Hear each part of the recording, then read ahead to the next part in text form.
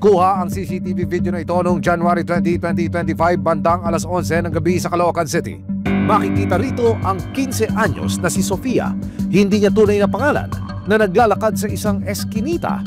Maya-maya pa, may sumalubong sa kanyang dalawa pang babae. Ilang saglit pa, sinapak, sinabunutan, at ninudgod ng dalawang babae si Sofia. Makalipas ang 5 minuto, nagpulasan ang grupo nang dumating ang isang lalaki at umawat sa gulo.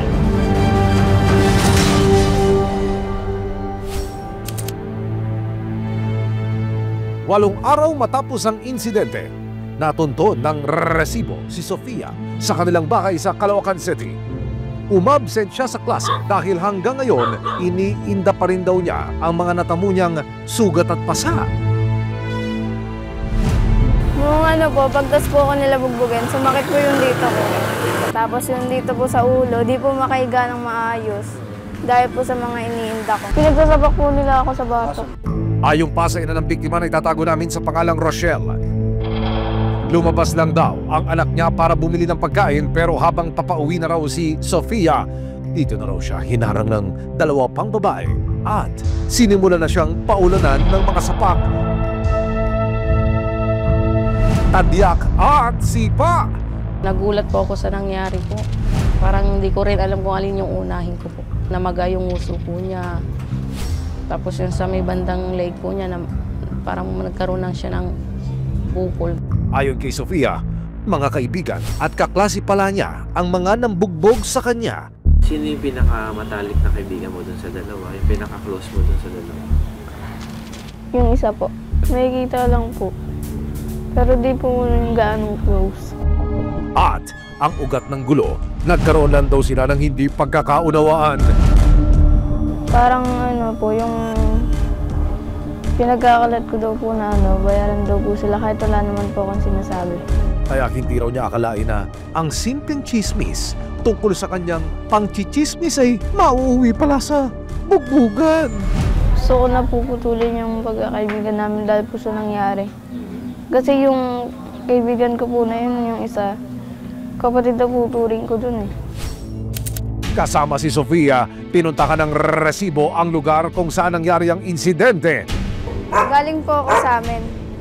Tapos pumunta po ako dito para kumain. Ito po yun. Nakita lang po dito yung pagtapos po ako bugbugin.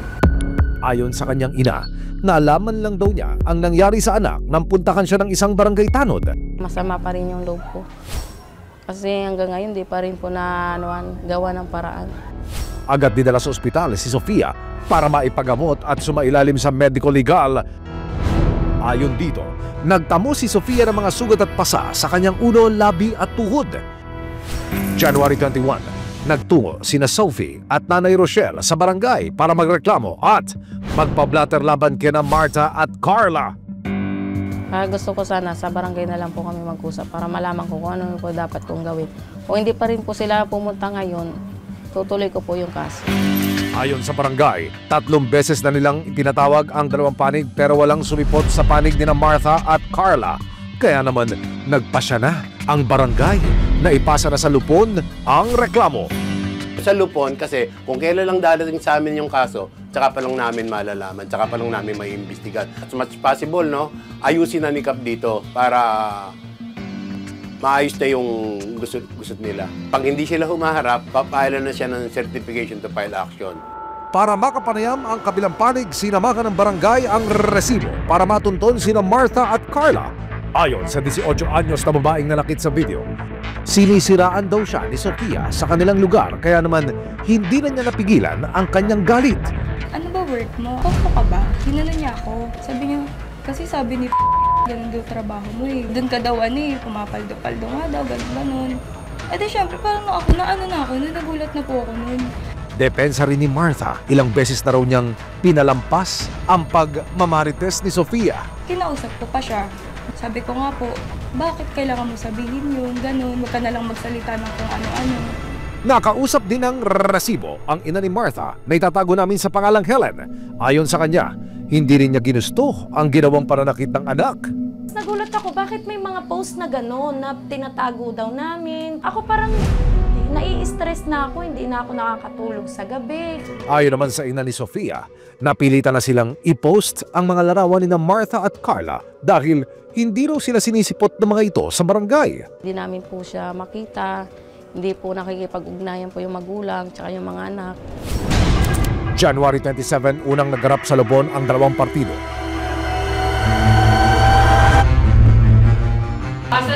Asan yung anak mo ngayon? Usapan Iharap natin. ko, kaso nahihiya siya, bakit may ganyang eksena? Siyempre, kung hindi siya maiyak, bakit niya sinapak yung anak ko? Ayun lang natin, hindi ko nga ginusto. Hindi ko ginusto na may mga Hindi mo rin ganitong ako masisisi eksena. dahil anak ko yung nagbuk, halos patayin na nila. Bakit siya sinaktan?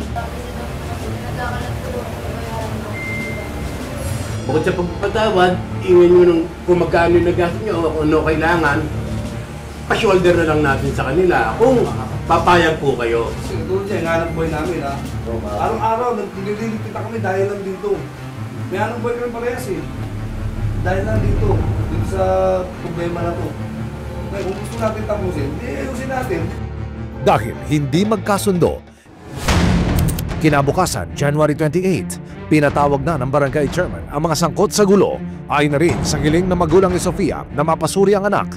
Napagdesisyonan ng magulang ni Martha at Carla na makihati sa pagpapa-x-ray kay Sofia. Kung akakuin namin yung CT scan, hindi na kayo magre-reklamo. Hindi, depende pa sa pag-uusapan kasi hindi pa tayo tapos sa ano eh. Sa isinagawang pagsusuri sa biktima ng pananakit, wala namang natamong kahit anong bali o fracture si Sofia sa ulo at leeg niya. Pasensya ka na. Hindi ko din naman alam na magkakaganito. Sana maayos natin. Okay lang po kahit magpa-areglo yung dalawa para lang po sa magulang ko. Dahil daw sa labis na stress na dulot ng mga pagdinig sa pamilya at sa mga bata, nagpa siya ang magkabilang panig na magkasundo na lamang at mag-arigluhan. Magkakaroon na sila ng kasunduan na mag-aayos sila sa harap ko, magkakaroon sila ng pirmahan na hindi na sila magkakademandahan. So wala na pong mangyayaring pagbibigay ng certified to file action at ito naman ay maaayos sa pamamagitan ng kanilang magandang pag-uusap kung ano yung danyos na ibibigay sa biktima. Ayon kay Sofia, matinding trauma ang idinulot ng insidente at magsisilbi raw itong aral para sa kanya. Hindi ko po alam na ganito yung mangyayari. Yung sa mga bata po, mag-iingat na lang din po sila. Hindi po kasi lahat ng kaibigan totoo eh. Paghingi naman ng paumanhin ni Martha kay Sofia at kanyang pamilya. Alam ko namang mali ako sa point na nasaktan kita. Sorry po, ganun yung naging ng galit ko, na nasaktan ko po yung anak mo. Kailanman hindi solusyon ang karasan sa anumang hindi pagkakaunawaan. Wala ring naidudulot na mabuti ang pagkakalat ng chismis at paratang. Sa huli, nariyan ang mga lokal na ahensya ng gobyerno para dinggin ang mga reklamo na kailangang matugunan para mapanatili ang kapayapaan